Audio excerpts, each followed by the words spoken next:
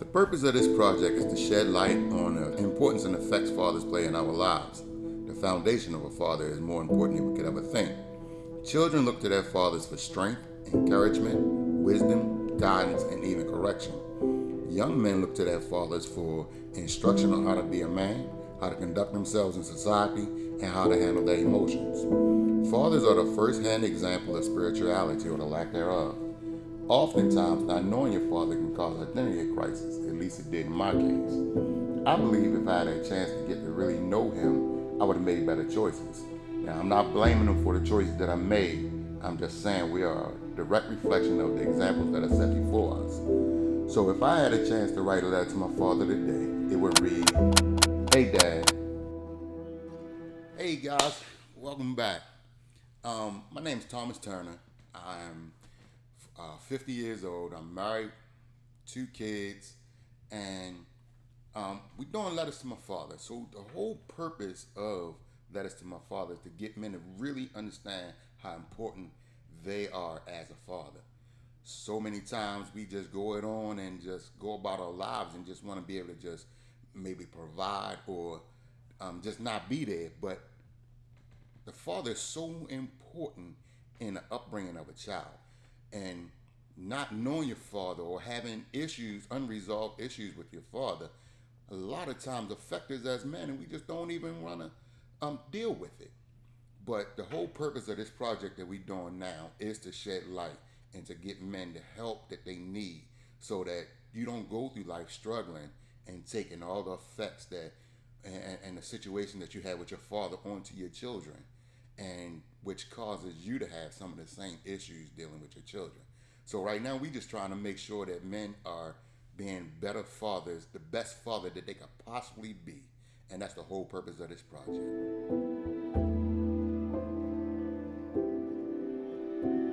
Action. So my relationship with my father as a child, period. My relationship with my father was strange. It was in two parts. The first part is I was scared of him. He as a child, he just made me scared.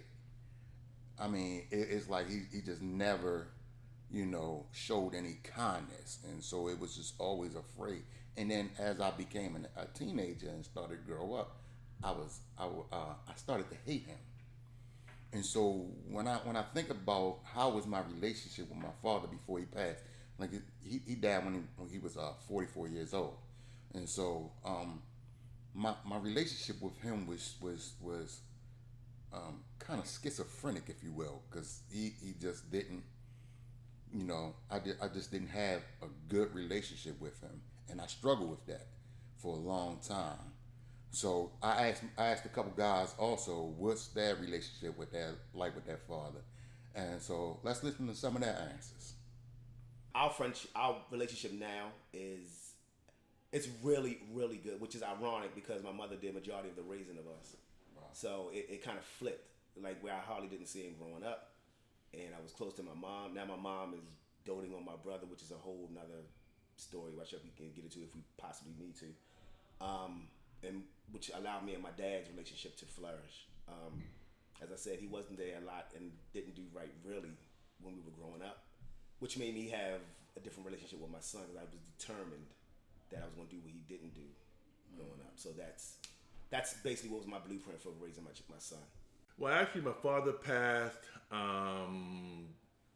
2 years ago. Last year, he passed last year. I'm sorry. Yeah, well, thank you. Yeah, he passed last year, and the relationship was, at times it was good, other times it was oil and water. And the reason why I said that is because he was of a conservative mindset, which was a throwback to way things used to be, or earlier generations, that mindset, whereas I consider myself a more progressive thinker and I have broader views. And a great example of that is, I remember one time we were coming up 7-Eleven and my father saw a lady unloading a Pepsi truck. So she's taking the carts off, putting it on the forklift and rolling it in.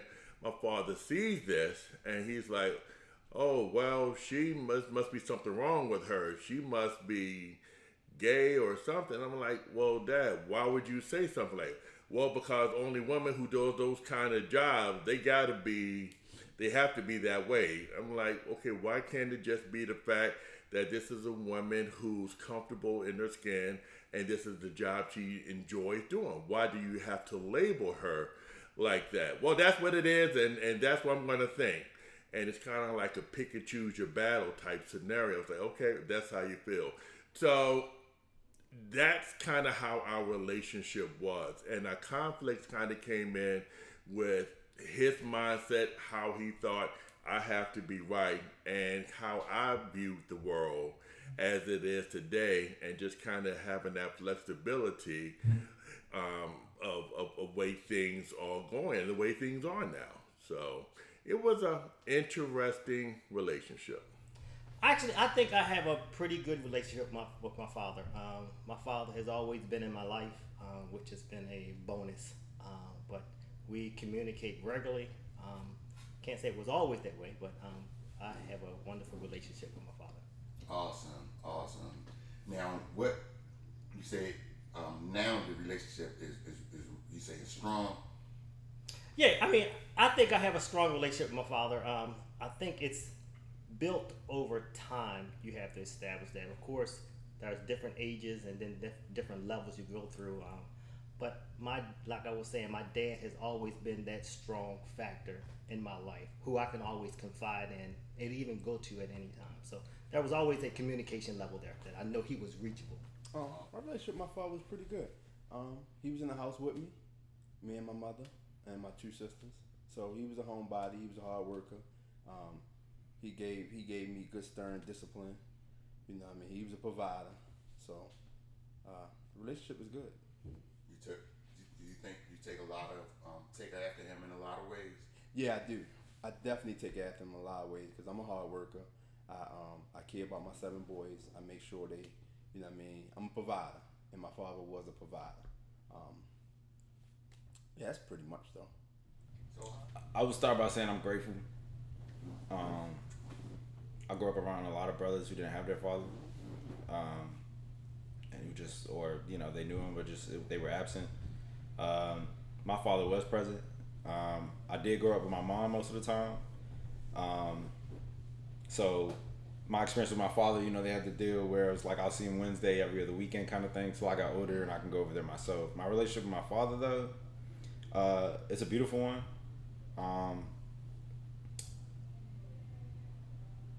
It's complicated in a way where he was very focused on work, very focused on business.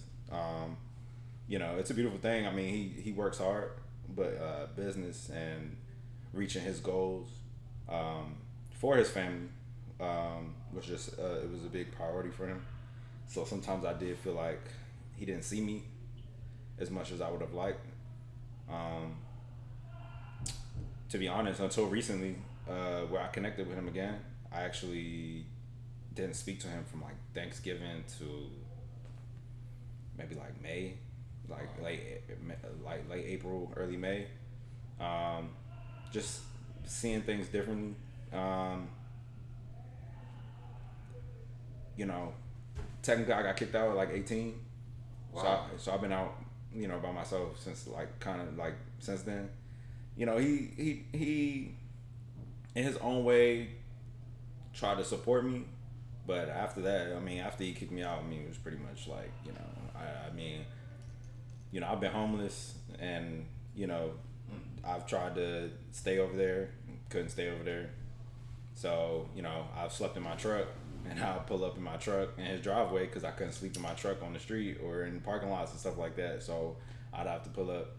I'll pull up in his driveway, you know, and not even to be petty, you know what I mean? Like, because I'll be in New Carrollton and then drive to Upper Marlboro and park in his driveway. And it's not to be petty, but, you know, in my own way, I guess it was like, you know, I could be here, you know what I mean? But, you know, I'm not. So, you know, I'm going to do what it feels safe for me, you know what I mean? And so that's what I would do. So it was rocky, you know. he in his own way is trying to bring me into the things that he's worked on for all these years. So I do appreciate that, but there's still that gray area where now I feel like,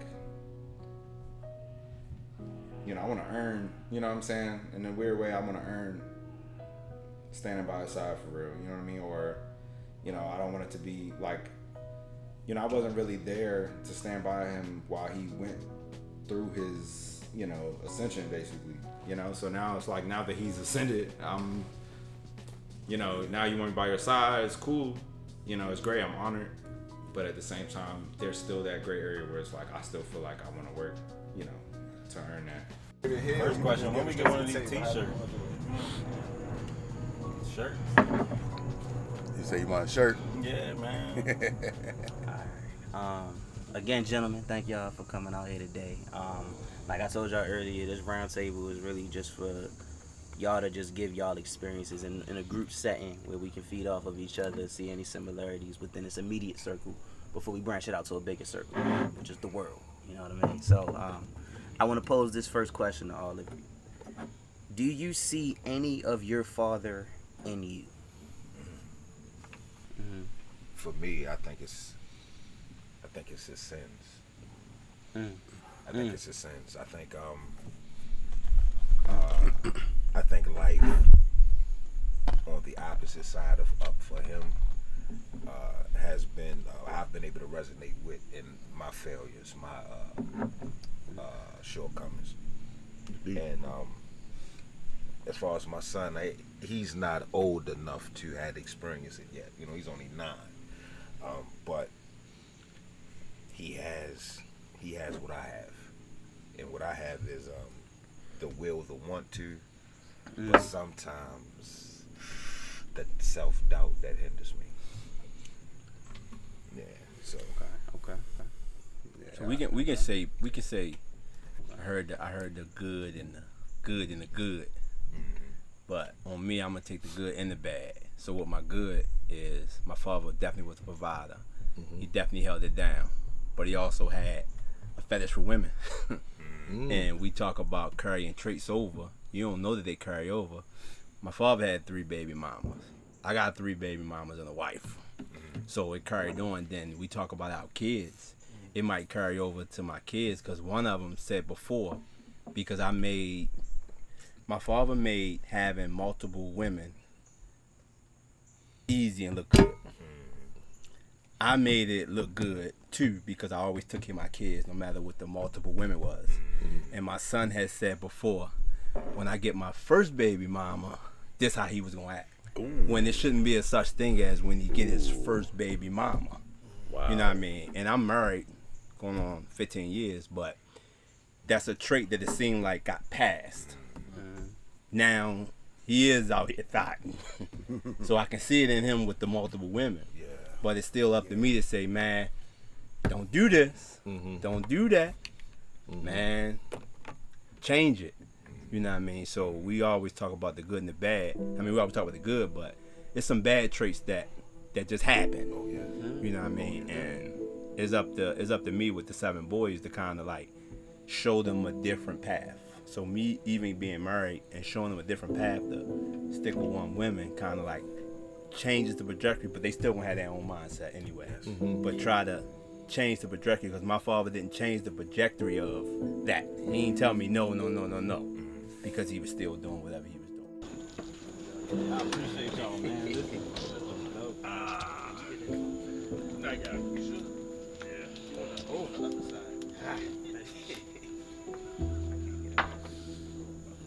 Man, there's so much wisdom at this table. There's so much wisdom. Oh, there's so much wisdom. With that, Lord, anything in this circle that they need, give them what they need, Lord. Give them the strength they need, give them the enduring power they need to travel through anything that they need, navigate in life, Lord. We love you, we adore you, Lord. Give us traveling us and travel back and forth. In the name of your best way, amen. Amen. Yo, I appreciate all of y'all, bro. What's up, bro? And there's no reason why we can't do this, sir. Pleasure, brother.